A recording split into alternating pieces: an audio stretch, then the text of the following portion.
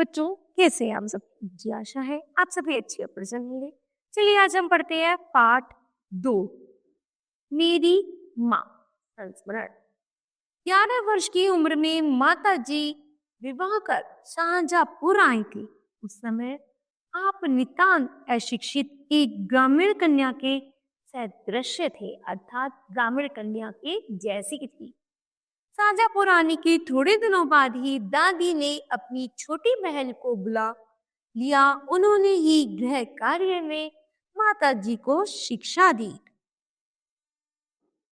थोड़े ही दिनों में माता जी ने सभी गृह कार्यों को समझ लिया और भोजनादि का ठीक ठीक प्रबंध करने लगे।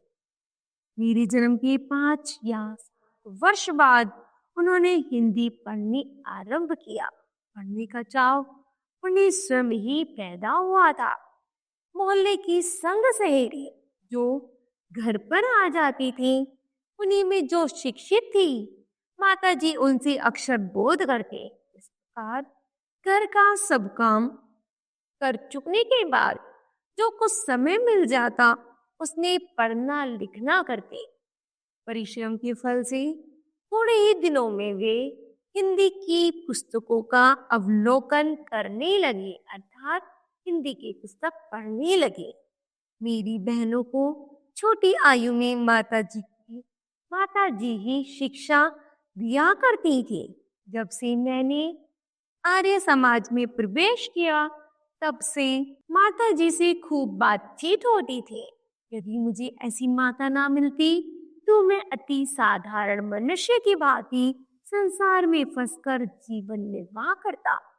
एक शादी के अतिरिक्त क्रांतिकारी जीवन में भी उन्होंने मेरी सहायता की है, किंतु उनका सबसे बड़ा आदेश मेरे लिए यही था कि किसी की प्राण हानि ना हो। उनका कहना था कि अपने शत्रु को भी कभी प्राण दंड न दे।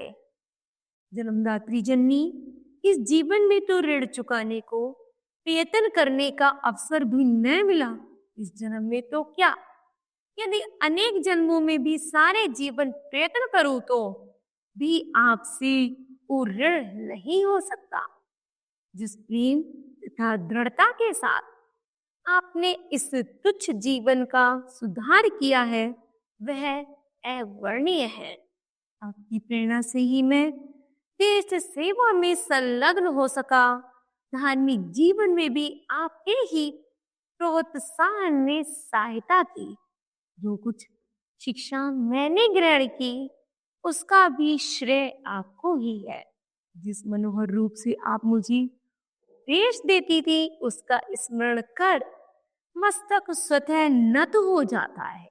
आज जब मुझे याद आती है तो मेरा सिर अपने आप ही झुक जाता है। आपको यदि मुझे ताड़ना भी देनी हुई तो आपने प्रेम भरे शब्दों में यही कहा कि तुम्हें जो अच्छा लगे वह करो, किंतु ऐसा करना ठीक नहीं। जीवनदात्री, आप ही सदैव मेरी सहायक रही। जन्म जन्मांतर का परमात्मा ऐसी ही माता दे, यही इच्छा है। बड़े से बड़े संकट में भी आपने मुझे अधीर न होने दिया। सदैव अपनी प्रेम भरी वाणी को सुनाते हुए मुझे सांत्वना देती रही।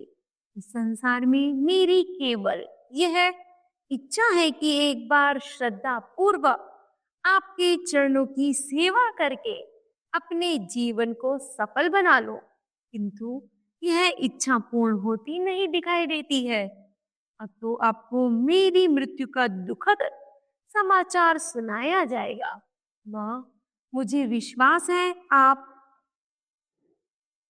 यह समझकर धैर्य धारण करेंगी कि आपका पुत्र माताओं की माता भारत माता की सेवा में अपने जीवन को भेंट कर गया और उसने अपने कुल को कलंकित ना किया। अपनी प्रतिज्ञा में दृढ़ रहा। जब स्वाधीन भारत का इतिहास लिखा जाएगा तो उसके किसी पृष्ठ पर उज्जवल अक्षरों में भी आपका भी नाम लिखा होगा। जन्मदात्री, वर दे कि अंतिम समय में भी मेरा हृदय किसी प्रकार विचलित न हो। और आपके चरण कमलों को प्रणाम कर मैं परमात्मा का स्मरण करता हुआ शरीर का त्याग कर सकूं। तो बताओ बच्चों, आप में इस बात से क्या शिक्षा मिलती है? तो हमें शिक्षा मिलती है कि हम अपने देश के लिए हमेशा लगे रहना चाहिए और अपने अगर जरूरत पड़े तो अपने आप को भी न्योछावर कर देना चाहिए। ठीक है, तो मुझे आशा है बच्चों यह पाठ आपको भली भांति समझ आया होगा। धन्यवाद।